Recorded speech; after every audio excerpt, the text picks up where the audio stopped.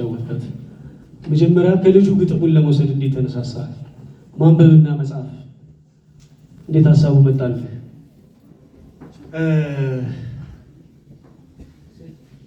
የመጀመሪያው ዘፈኔ አይደለም እሱ ሁለተኛው ዘፈኔ ነው።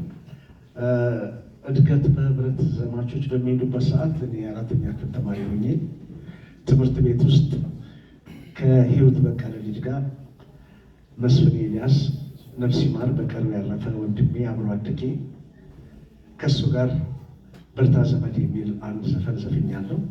ያም ትምህርት ቤት እያለሁ በትምህርት ቤት መዝሙር ክበብ ውስጥ ማለት ነው። ከዛ በኋላ ነው እንግዲህ ማንበብና መጻፍ የመጣው።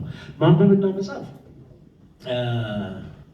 ሲሰራ ግጥሙ ሲሰራ መስሪያ ቤታችን ውስጥ ግጥሙን የሰራው ልጅ ዳምጠው ተሰማ ይባላል። ነፍስ ይማር እሱንም ከኛ ጋር ክራር ይጫወት የነበረ ልጅ ነው እና ያን ግጥም አምጥቶ ያሳየኛል። መስሪያ ቤታችን ውስጥ ማንበብና መጻፍ የማይችሉ የጽዳት ሰራተኞች፣ ሌላው አብረውን የሚሰሩ ሰራተኞች ነበሩ እና ይህን ግጥም ብናነብላቸውና እንደዚሁ ቢነበብ እንደዚህ የውይይት ክበብ አንዳንድ ጊዜ ያለና ቢነበብ ምን ይመስላል ብሎ ያሳየኛል። ይህማ ሊዘፈን ነው እንጂ የሚገባው እንዴት ነው እንደዚህ ዝም ብሎ ተነቦ ዝም ብሎ ሊቀርብ የሚችል ግጥም አይደለም፣ ዘላለማዊ ግጥም ነው። በዚህ ላይ ብዙ ወገኖቻችን እስክሪፕቶና ወረቀት የሚጨብጡበት ግጥም ይሆናል ብዬ አስብኩና እኔ ዜማ እወጣለሁ አልኩኝ። እንግዲህ ያ ዜማ ሲወጣ የመጀመሪያው የዜማ ችሎታዬንም የሞከርኩበት የመጀመሪያው ዜማ መስራት እንደምችል ያወቅኩበት ግጥም ነው ማለት ነው።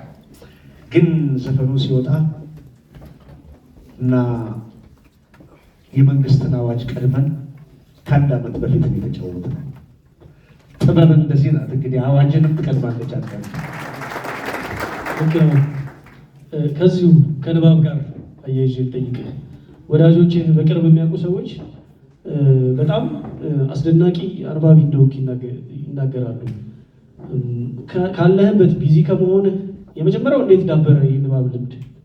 ከዛ እንዴትስ አልተቋረጠም? ምናልባት ይቺ ዘፈን እየገፋችሁ እያስታወሰች ወደዛ እየገፋችሁን? አይ ከዛም በፊት የነበረ ነው እሱ መጽሐፍ ማንበቡ ከዛም በፊት የነበረ ነው እና ከልጅነት ጀምሮ ወንድም ያነብ ስለነበረ እኔ ደግሞ ከስር ከስር እሱን እየተከትዬ አነባለሁኝ እና ብዙ መጽሐፍትን አንብቤያለሁ። ብዙ መጽሐፎች ገዛ ነበር። ተማሪ በነበርኩበትም ሰዓት እየተዋስኩ አነብ ነበር እና በዛ ነው እንግዲህ የዳበረው። ቤት ውስጥ በማየው ነገር ነው ማንበቡ የዳበረው እና ያለ መጽሐፍ መንገድ ከባድ ነው። አመሰግናለሁ። ዋና ዋና የምላቸው ጥያቄዎች ነው ማስቀድመው።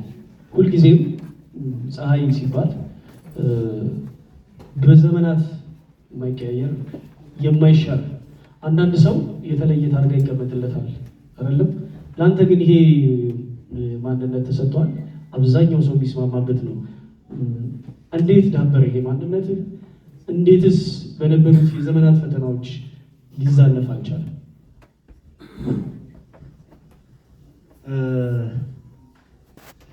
እኔ ወታደር ቤተሰብ ውስጥ ወታደር ፋሚሊ ውስጥ ያደግኩ፣ ከዛም አልፎ ወታደር ካምፕ ውስጥ የነበርኩ፣ የወታደርን ስነስርዓት በደንብ ያየው፣ የሀገር ፍቅርን ስሜትን በደንብ ያየው፣ እዛ ቤት ውስጥ ቤተሰብ ውስጥ ያንን ፍቅር እያየው ያደግኩ ስለሆንኩኝ እንደዚህ አይነት እንትኖች ብዙም እንትን አይሉኝም፣ አይነውቱኝም። ለምን እያየው ያደግኩት እነሱን ነው። ታማኝነትን ሚኒቴሪዎቹ ጋር በታማኝነትን ጽናትን ታያለህ፣ እውነተኛነትን ታያለህ። እዛ ውስጥ አድገህ ምን ልትሆን ትችላለህ? ምንም ልትሆን አትችልም፣ ልትናወጥ አትችልም። በዚህ ላይ ከህሊናዬ ጋር እነጋገራለሁ እና ይሄ ሁሉ ነገር ፈተና እኮ ሳይኖር ቀርቶ አይደለም። ፈተና ይኖራል። ብዙ ፈተናዎች አልፌያለሁ። በጣም ብዙ ፈተናዎች አልፌያለሁ። እኔ በእድሜ ብዙ መንግስታት ሲለዋወጡ አይቻለሁ። መንግስታት በተለዋወጡ ቁጥር የመንግስታት ፖሊሲ ይለዋወጣል። በዛ መካከል ፈተና አይቀርም እና ያለ ፈተና ምንም እዚህ መድረስ መቻል ያለ ፈተና ምንም ነገር መሆን አይችልም እና የዛ የፋሚሊ ውጤት የዛ የካምፑ የሚኒቴሪ ውጤት ይመስለኛል እንግዲህ እኔ እነሱ ድጋፍ ሆነውኝ ነው ዛሬ እንደዚህ ላለመናወጥ የቻልኩት እና የእግዚአብሔርም ስጦታ ተጨመረበት። እዚሁ ጋር አያይዤ ልጠይቅህ፣ ዘፈኖችህ በጣም በርካታ ሀገርን የሚገነቡ የሀገር ማንነት ላይ በተለይ ደግሞ ለሚሰማ አዲስ ትውልድ ውስጡ ሀገር የምትባለዋን ምስል በጠንካራ ሁኔታ የሚቀርጹ ዘፈኖች ናቸው የምትሰራቸው እና አሁን ላይ ግለጻት ብትባል ምናልባትም ብላቴና ወጣቱ ፀሐዬና አሁን ያለው ፀሐዬ የተለያየ ሀሳብ ይኖረው ሀገርን ሲገልጻት፣ ሀገርን ግለጻት ብትባል እንዴት ትገልጻታለህ? እኔ ሁል ጊዜ የሀገር ዘፈን ልጫወት ሳስብ አንድ አልበም ላይ የሀገር ዘፈን ልጫወት ሳስብ ማንድ ሀገርን ከዘፈንኩ በኋላ በቃ ማንድ ሀገር ጣራውን የነካ ዘፈን ነው። ምንድን ነው ከአሁን በኋላ የምጫወተው? ሁሌ ነው የሚጨንቀኝ። የሀገር ዘፈን በተጫወተ ቁጥር የሚቀጥለው ላይ ምንድን ነው የምጫወተው? ብዙ ጊዜ ነው የሚያስጨንቀኝ። ሞገስ አለ አብሮኝና ብዙ ጊዜ በምንሰራበት ሰዓት ላይ ምን ልል ነው አሁን አንድ ሀገር ብዬ ከጨረሱ በኋላ ምን ሊባል ነው? ምንም ከዚህ በኋላ ምን ልል ነው? በጣም ነው ተጨንቄ የምሰራው እና መጨረሻ ሁለተኛው ላይ ከማንድ ሀገር በኋላ እንግዲህ ከመጽሐፍ ቅዱስ ቃል ይጠቀስ ብለን ኢትዮጵያ ታበጽሕ እደዊሃ ሀበ እግዚአብሔር የሚለውን ኢትዮጵያ እጆቿን ወደ እግዚአብሔር ትዘረጋለች የሚለው መጣ። ከዛ በኋላ ደግሞ ውስጥ አሁንስ ምን ልጫወት እንደገና ደግሞ የሚያስጨንቅ ጥያቄ እና በየጊዜው የሚያስጨንቁ ጥያቄዎች ይመጣሉ። ከዛ በኋላ የሰንደቆች ሁሉ ሰንደቅ የነፃነት አርማ የሚለው የባንዲራው ዘፈን ወድቆ በተነሳው ኧረ በባንዲራው ይከበር አደራው ይባል ነበር አድሮ።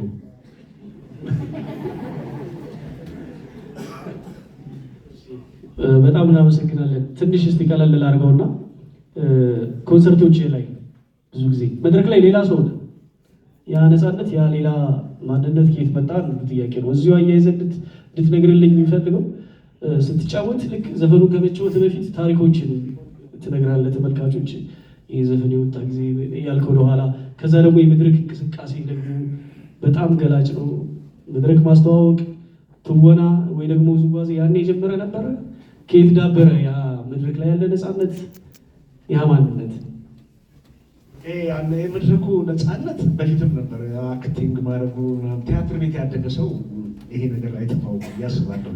ቲያትር ቤት ትልቁ ከኛ ጋር አብሮ ቲያትር የሚሰሩ አክቲንግ የሚሰሩ መደበሽ ነበሩ። እነሱን እያየህ አክት ላለማድረግ መቼም ምንም የሚከብድህ ነገር አይኖርም ቲያትር ቤቱ ስታርክና ያ አክቲንግ ከዛ ከቲያትር ቤቱ ነው የመጣው። በዛ ላይ እኛን ለዚህ ያበቃው እኔን ኤልያስን ወንድሜ ነዋይን ለዚህ ያበቃው ተስፋዬ ለማ የዚህ ቤት መስራች ተስፋዬ ለማ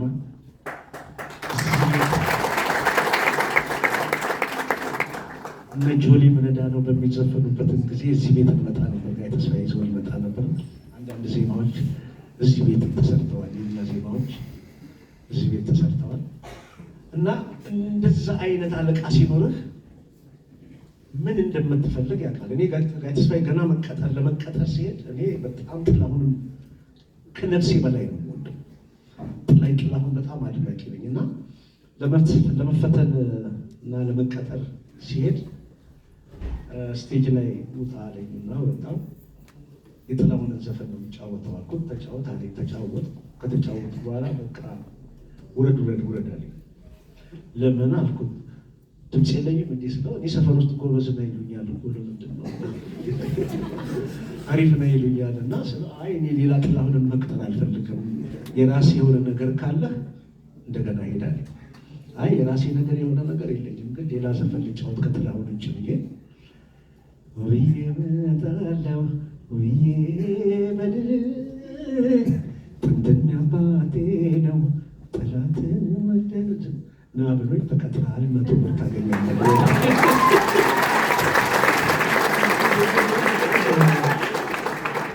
ሁለቱን ጥያቄዎች ነው አንድ ላይ መለሰልን። እሱን ካገኘን ስለ ጋሽ ተስፋዬ ለማ አለማንሳት አይቻልም ነበር። አሁንም ስለ እሱ ያልተነገረ የምትለው ነገር ካለ ማንሳት ይቻላል።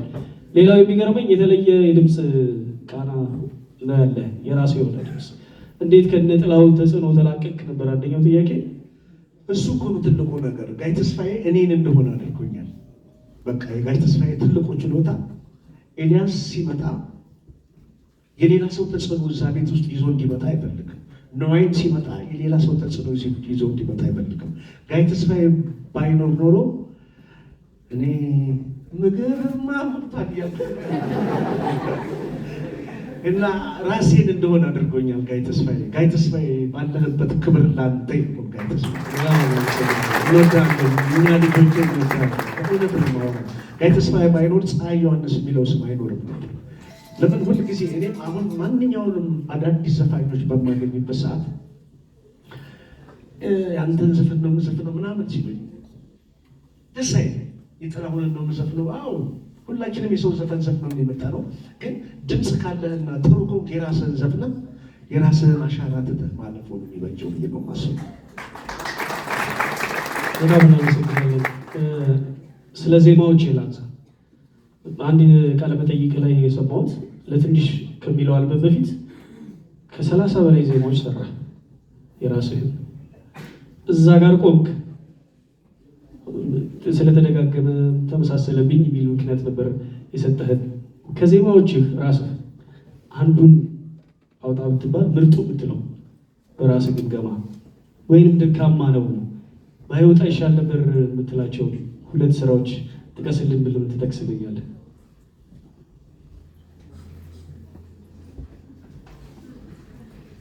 ሰው የወለዳቸውን ልጆች እንዴት ነው እንዲጠላ ይችላል? አይ ደካማ ናቸው ለማለት ያለ የማትወደው ብለህ እሺ እሺ ምንድነው እኔ ኦልሞስት 30 ዜማዎች ከሰራሁ በኋላ ከማንበብና መጻፍ ጀምሮ ማለት ነው ግጥም ጽፌ አላውቅም። የግጥም ሀሳብ እሰጣለሁ። በዛ ግጥም ሀሳብ መሰረት እንዲሰራልኝ ያደርጋለሁ። ከዛ በኋላ ግን ለትንሽ የሚለው አልበም ልክ ሲመጣ እኔ መስራት እንደሌለብኝ ወሰንኩ። ምንም አይነት ዜማ ለራሴ አልሰራብኝ ወሰንኩ። ለምን በማወጣበት ሰዓት ላይ ይጠራብኛል። ከዚህ በፊት የሰራኋቸው ዘፈኖች ያው አንተ የምትወዳቸው ልጆች አንተን አይደለም ይመስሉት መመሳሰል ጀመሩ። ለእኔ ይጠራብኛል። ሌላ ሰው ይሄን እንትን ይመስላል ስል አይመስልም ነው የሚሉኝ። ግን እኔን እንደዛ ስሜት እየተሰማኝ መዝፈን የለብኝም ብዬ አሰብኩ። ከዛ በኋላ እርግፍ አድርጌ አቆምኩ። ከዛ በኋላ ደግሞ እዛው ይህንን ከወሰንኩ በኋላ ይህንን የመሰለ የነ ነፍሴ ደራሲ የነ አታምረሞይ ደራሲ ያውና እዛ ቁጭ ብለሽ የሚለው ዘፈን ተነቃ የሚለው የዚህ ሁሉ ዘፈን ደራሲ ሞገስ ተካ።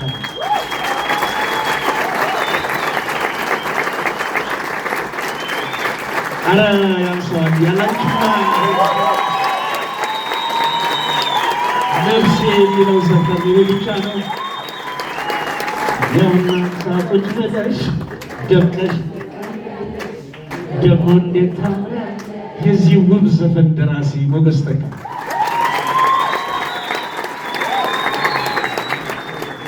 እሱን አገኘሁትና ያላንቺማ በሚለው ዘፈን ጀመር። ከዛ በፊት ከሞገስ ጋር ተገናኝቼ አላውቅም። ነፍስ ይማር እንዴት ያለ ደራሲ ደግሞ አጥቻለሁ። ተመስገን ተካ የነማን እንዳገር ደራሲ የግጥም ደራሲ ተባለ እንዴ የሚለው አልበም ላይ 9 ሙሉ ግጥም የሱ ነው። ወጣት ልጅ ነበር። ለተመስገን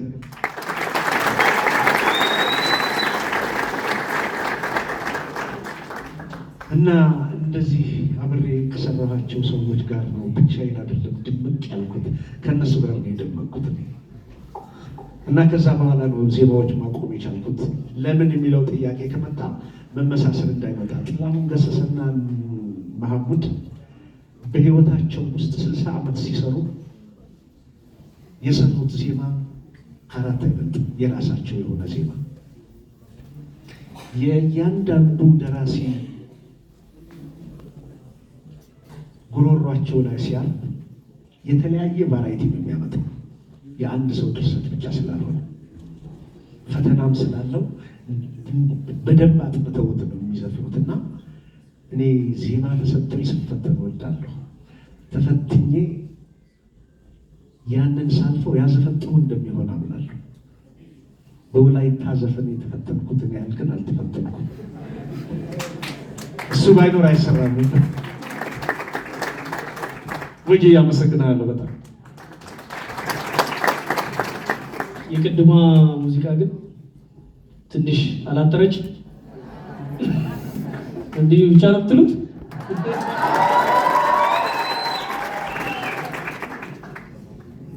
እሺ ሌላ ወደ ለየት ወዳለ ጥያቄ ልሂድ። ምናልባት አርቲስቶቻችንን ስናገኛቸው ስለ ስራቸው፣ ስለሰሩት፣ ስላለፉት ነገር ብቻ ነው በአብዛኛው የምናነሳው። የህይወት ጉዳይ ላይ ብዙ ጊዜ አንጠያየቅም። አንደኛው ጥያቄ ሁለቱንም አንድ ላይ እንድትመልስልኝ ነው። ህይወትን በምን አይነት መነጽር ነው የምታየው? በጥቁር መነጽር አትታይም? እኔ ስለ ህይወት ብዙ ፍልስፍና የለኝም። የምሄድበት የራሴ መንገድ አለ። ህሊናዬ የሚነግረኝን ነገር ብቻ ነው በህይወቴ ውስጥ ላደርግ የምችለው። ብዙ ነገሮች፣ ብዙ ሰዎችን የሚያስደስቱ ነገሮች ላያስደስቱኝ ይችላሉ። በጣም ትርምስ፣ ግርግር ምናምን አይመቸኝም። እንደዚህ ሰው ተሰብስቦ ስናገር የመጀመሪያ ጊዜ ነው፣ ብታመነኝም ባታመነኝም ስቱዲዮ ውስጥ ለእናንተ ስም ባለ ማንቀላችን በጣም ወመስል ብዙ አሰብኩበትና እኔ ከነዚህ ተማሪዎች ጋር እኔ ጥሩ የህይወት ልምድ እንዲኖረኝ እንዲህ አይነት ታዋቂ ሰዎች ቁጭ ብዬ ህይወታቸውን ሲነግሩኝ ባይኖሩ እኔ ወይንም ሌሎቻችን በዚህ ሙያ ውስጥ ከዚህ ሙያ የወጡ ወንድሞቼ ከዚህ ሙያ ውጭ ጥሩ ጥሩ ሙያ ኖሯቸው የወጡ ድምፃውያን ይህንን ልምድ የሰውየውን ልምድ አግኝተው ቢሆን ኖሮ ብዙ የት በደረስን ነበረ።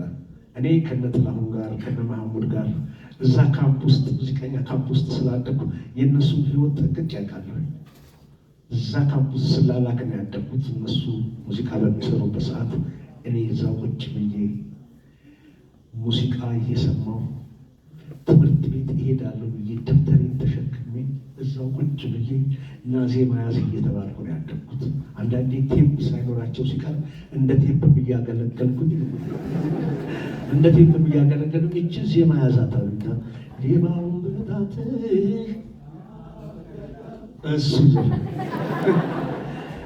እሱ ዘፈን አውጥተውት ዘፈኑን ቴፕ ስላልነበራቸው ያዛትና ወደ ትምህርት ቤት ሄዳሉ። ዜማ ከካርጌ እንደሚጀምር እኔ ሌባውን በጣት ትምህርት ቤት ደርሼ ተምሬ ተመልሼ ከሰዓት በኋላ ስመጣ ቴፑ ተገኝቷል እና ተብዬ ይህ ዛው ግቢ ውስጥ ተጠራው።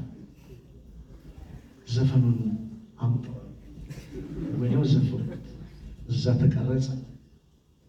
እኔ መድረክ ላይ ጥላው ሲጫወቱ ሳይበቅ መሆኑ ያጣሁት ሻንጣ ምናምን ተሸክሜ ነበር ከነሱ ጋር የምገባው። እዛ ካምፕ ውስጥ ወታደር ፋሚሊ ይታያል እና የሚገርመው ነገር ግን ይሄንን ያስጠናሁትን ይሄ የተጠናውን በያኔ በልጅነቴ የሰጠሁትን ዘፈን እኔ አሜሪካን ሀገር ሲቀረጽ ጥላሁን እንቀበል ነበር። አስደናቂ ነገር ነው። አመልካች ጣት ማለት ነው።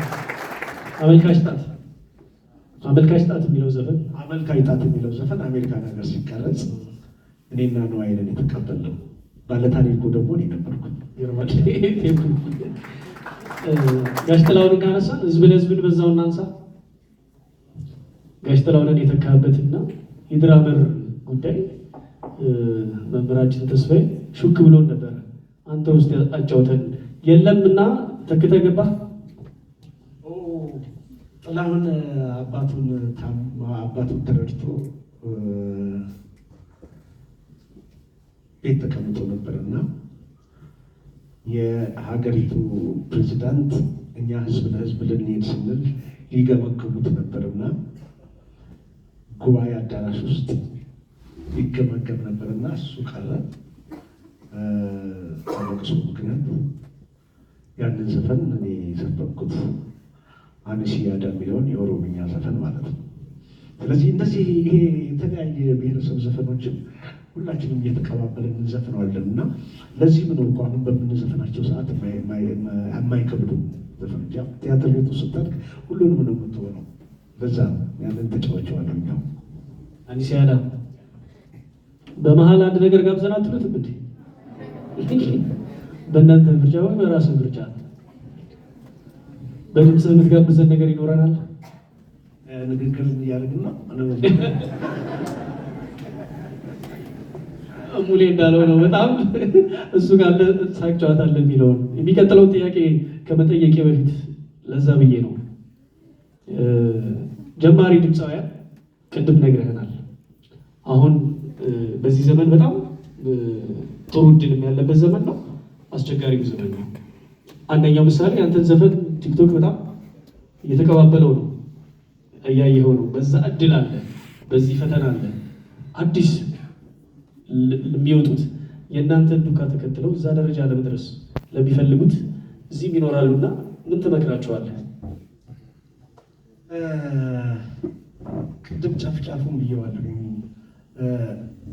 የእኔና የጓደኞቼን አነሳስ ሰው ላለመምሰል እኔ ከነበረብኝ ተጽዕኖ እንዴት ወጥቼ ራሴን እንዳገኘው እኔ በደንብ ጠንቅቄ አውቀዋለሁ። እዛ ቦታ ላይ ተቀጥሬ ስሰራ ከራሴ ከምሰራቸው ስራዎች ውጭ ምንም አይነት የሰው ዘፈን መዝፈን ክልክል ነበር እኛ ቤት ውስጥ።